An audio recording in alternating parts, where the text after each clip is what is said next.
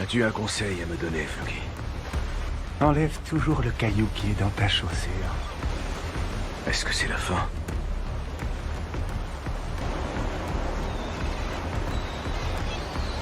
L'origine de l'expression « brûle tes bateaux » nous ramène à l'ancien temps, à une époque où les combattants, les guerriers et les soldats courageux planifiaient pour atteindre leur objectif.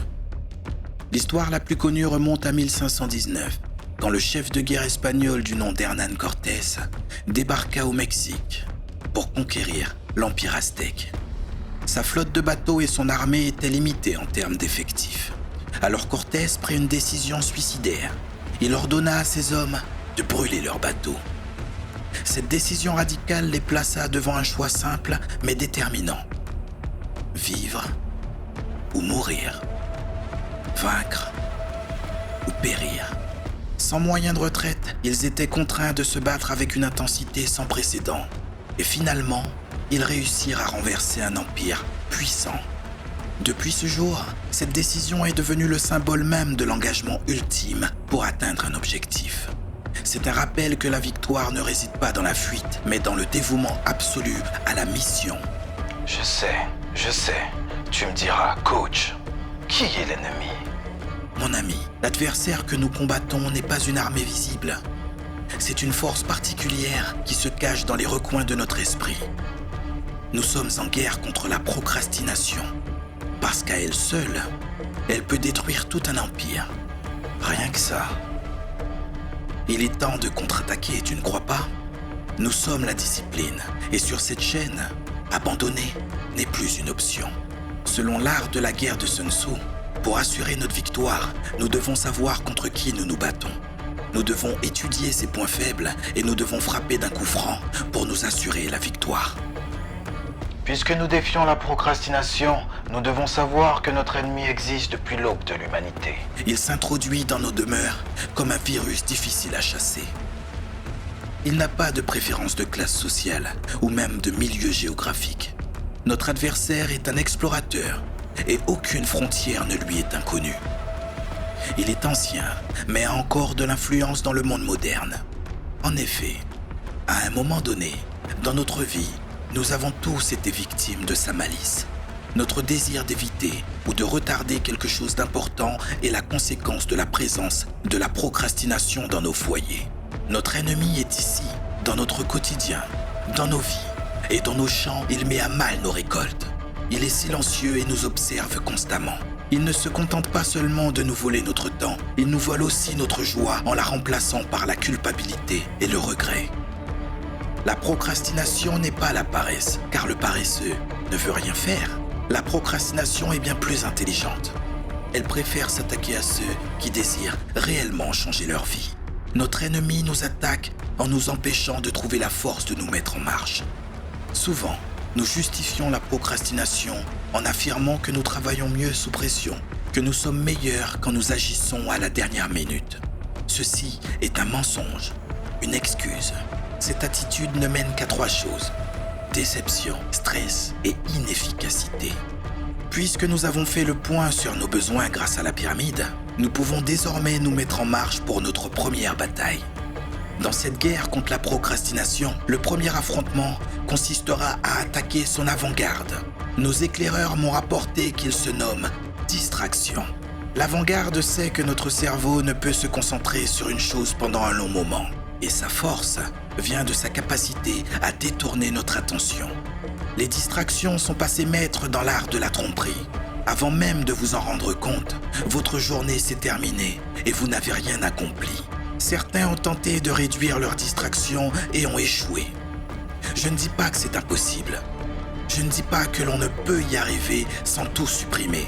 Chacun détient sa propre vérité et la mienne tient du fait de mon vécu. D'ailleurs, Peut-être même que tu t'y retrouves, mon poulet. diminue ou supprime. L'important, c'est d'être honnête avec toi-même. Ce qui devra être fait, c'est ce qui fonctionne pour toi. Les distractions sont un fléau. L'avant-garde de la procrastination est puissante. Mais puisque nous sommes la discipline, nous répondrons avec des armes puissantes. À chaque fois que nous reculons en repoussant une tâche importante, notre ennemi gagne du terrain. Ceci est un message d'Alan Smart. Brûlez vos bateaux. À chaque fois que nous remettons à demain notre mission, notre ennemi prend de l'avance. Puisqu'il a élu domicile dans notre esprit, puisque son avant-garde se cache dans nos bateaux, nous savons désormais que si nous le voulons, nous pouvons reprendre le contrôle par le feu. Dans notre guerre contre la procrastination, les distractions, c'est-à-dire son avant-garde, est le plus puissant de ses commandants, car il nous empêche de faire les bons choix. Il nous empêche de vivre la vie que nous avons toujours voulu vivre. Si nous renversons l'avant-garde, nous pourrons déstabiliser notre ennemi en récupérant nos territoires. En brûlant nos bateaux, nous nous attaquerons à ses moyens d'approvisionnement. L'avant-garde sera plongée dans la confusion. C'est à ce moment précis que nous frapperons avec la puissance de la discipline. Les distractions se présentent sous plusieurs formes. Ne nous laissons pas surprendre par sa duperie. Nous sommes préparés, déterminés et nous connaissons notre adversaire. Les notifications incessantes, les heures passées sur les réseaux sociaux, les divertissements passifs qui ne mènent à rien. Il n'y aura plus de compromis. Mon ami, j'espère que tu seras des nôtres, car aujourd'hui, nous brûlons nos bateaux. Désactivons les notifications non essentielles. Limitons le temps sur les plateformes sociales et créons un espace de travail propice à la concentration. Les points de passage de leur convoi doivent être condamnés. Leurs moyens de communication doivent être filtrés et maîtrisés. Brûlez les bateaux. Imaginez-vous, travaillant avec une concentration profonde pendant des heures, accomplissant en quelques instants ce qui aurait pris autrefois des jours.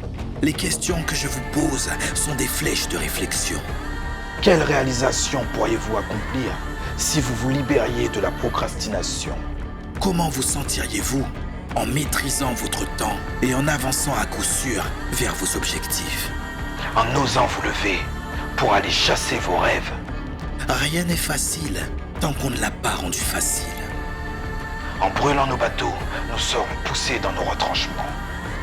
En supprimant toutes ces tentations, notre seule option Sera d'avancer encore et encore. Si nous remportons cette bataille contre l'avant-garde, si nous supprimons les distractions, nous ne pourrons que nous surpasser. En prenant position de façon tranchée, nous renforçons notre mental. Nous perfectionnons notre discipline. Le confort et la complaisance sont les ennemis de notre communauté. Si tu likes cette vidéo, tu donnes de la force à tout un mouvement. Si tu partages ce message, Tu fais partie de ceux qui soutiennent la cause. nous devons prendre des mesures audacieuses, car la victoire ne tolère pas de compromis. Aucun ennemi ne pourra nous mettre à genoux. Nous frapperons la procrastination de plein fouet et nous repousserons les distractions. À travers les flammes, nous ferons fuir son avant-garde en lui criant ce message. Nous sommes la discipline. Créons de l'engagement envers nous-mêmes. Focalisons-nous sur l'essentiel. Il s'agit de notre responsabilité, non seulement envers les autres, mais surtout envers nous-mêmes. Nous ne sommes peut-être pas confrontés à la mort imminente, mais nous pouvons créer un sentiment d'urgence en prenant des décisions rapides et en faisant des choix stratégiques. Peu importe ton histoire, ton vécu, ton passé, tes problèmes du présent et tes inquiétudes du futur, tout se joue ici et maintenant, car nous sommes toujours en guerre. Fais un choix. Lève-toi. Fais-le. À très vite, mon ami.